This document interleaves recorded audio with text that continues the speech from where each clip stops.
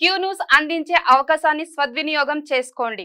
సమస్య ఎక్కడున్నా నేనున్నానంటూ ధైర్యంగా ప్రశ్నిస్తూ రాజకీయాల పట్ల అవగాహన కలిగిన అనుభవం గల రంగారెడ్డి హైదరాబాద్ రిపోర్టర్లు కావాలను సంప్రదించవలసిన నెంబర్లు 8688926084. రుణమాఫీ కాని రైతులు టెన్షన్ పడొద్దు. టెక్నికల్ సమస్యలతో కొందరికి కాలే, వాళ్లకు మాఫీ చేస్తున్నాం. 2 లక్షల పైన లోన్లు ఉన్నోళ్ళు బ్యాలెన్స్ అమౌంట్ కడితే మాఫీకి అర్హులే. ఇక్కడ చాలా మంది అనుకుంటున్నారు, క్లారిటీ రావాలి. చాలా మంది అనుకునేది కొద్దిగా వివరించి చెప్పే ప్రయత్నం చేస్తా.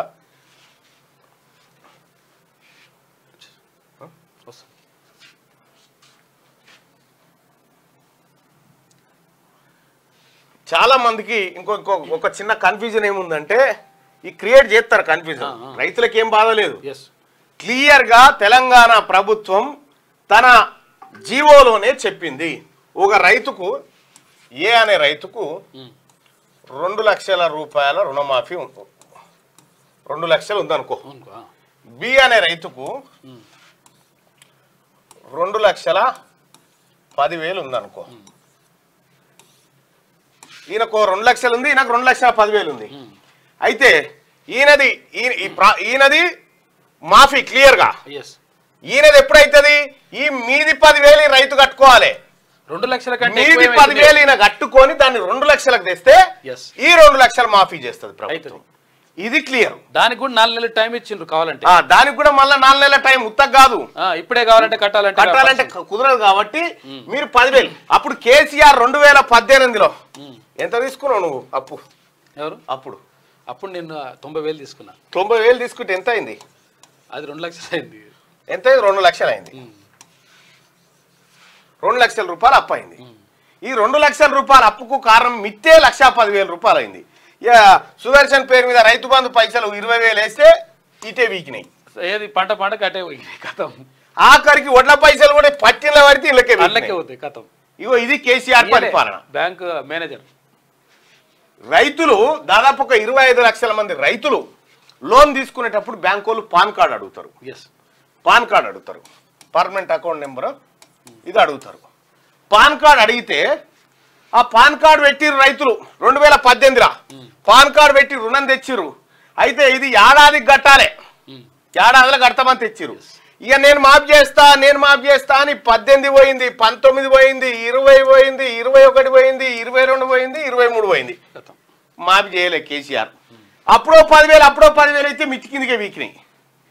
ఈ మాఫీ చేయకపోతే ఏమైందంటే ఈ పాన్ నెంబర్ ఏదైతే ఉంటుందో, ఆ పాన్ కార్డు ఉందా ఎవరికన్నా? ఉందా?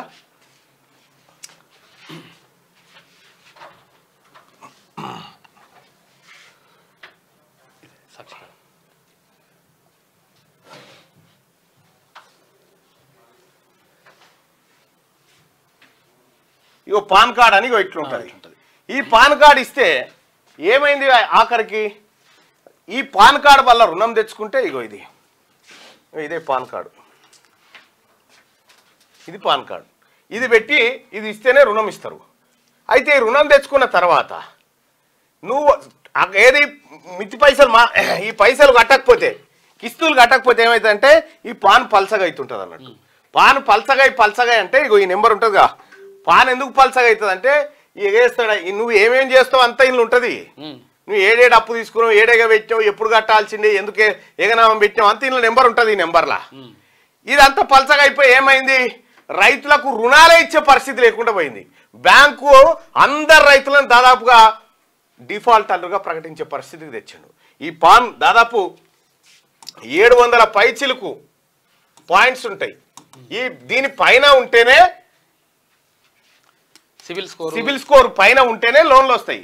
కానీ రైతులది 250-300కు తెచ్చిండు కేసీఆర్. మొత్తం బడగొట్టి వీళ్ళంతా బ్యాంకు డిఫాల్టర్లు అయిపోతే వీళ్ళందరినీ రక్షించడానికి ఇప్పుడు కాంగ్రెస్ పార్టీ ప్రభుత్వం వచ్చి రుణాలు మాఫీ చేసి మళ్ళీ రైతులందరినీ సామాన్య పరిస్థితికి తీసుకొస్తా ఉంది. ఇగో ఇది కండ్లమంట వాళ్ళది. ఇప్పుడు బీఆర్ఎస్ పార్టీ కండ్లమంట. ఇది పేరు వస్తుంది,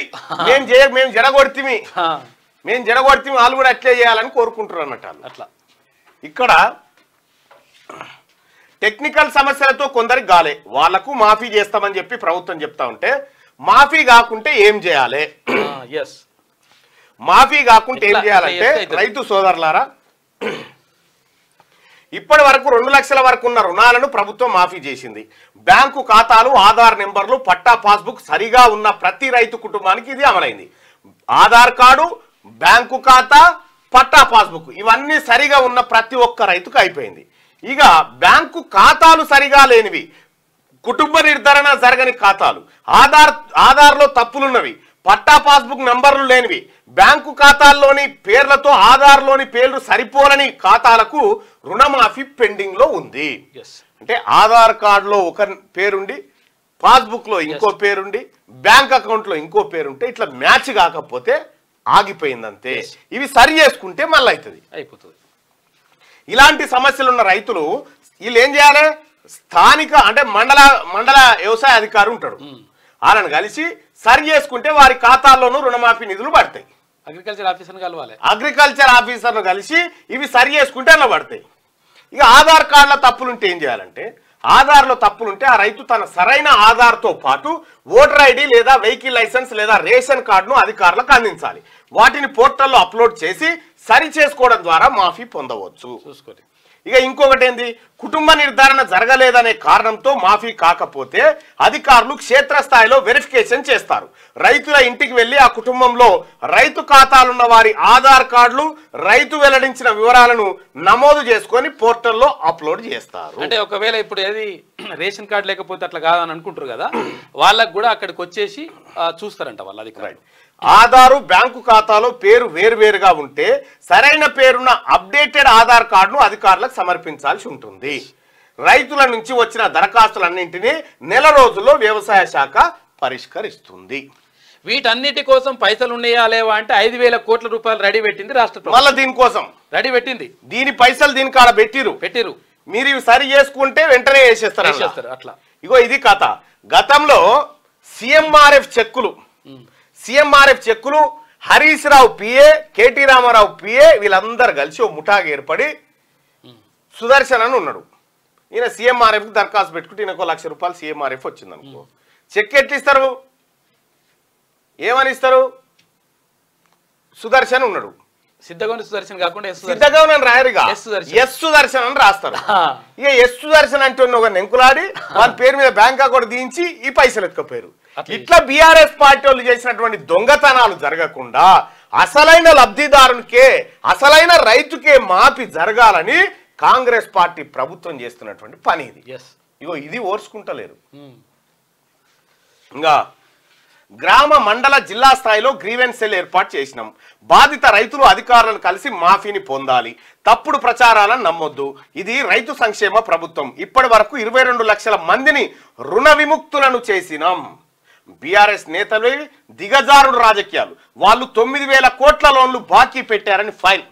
9,000 కోట్ల లోన్లు ఏవైతే ఉన్నాయో బాకీ పెట్టిపోయారు వాళ్ళే.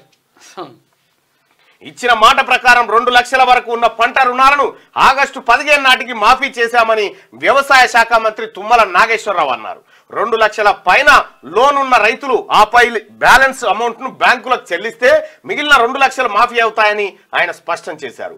ఉదాహరణకు ఒక రైతుకు 2,10,000 రూపాయల రుణం ఉంటే అదనంగా ఉన్న 10,000 బ్యాంకులో జమ చేస్తే ప్రభుత్వం ఇవ్వాల్సిన 2 లక్షలు బ్యాంక్ అకౌంట్ లో పడతాయని ఆయన పేర్కొన్నారు.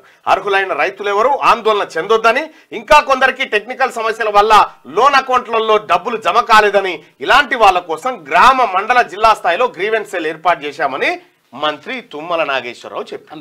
క్యూ న్యూస్ అందించే అవకాశాన్ని సద్వినియోగం చేసుకోండి. సమస్య ఎక్కడున్నా నేనున్నానంటూ ధైర్యంగా ప్రశ్నిస్తూ రాజకీయాల పట్ల అవగాహన కలిగిన అనుభవం గల రంగారెడ్డి హైదరాబాద్ రిపోర్టర్లు కావాలను సంప్రదించవలసిన నెంబర్లు 8688926084.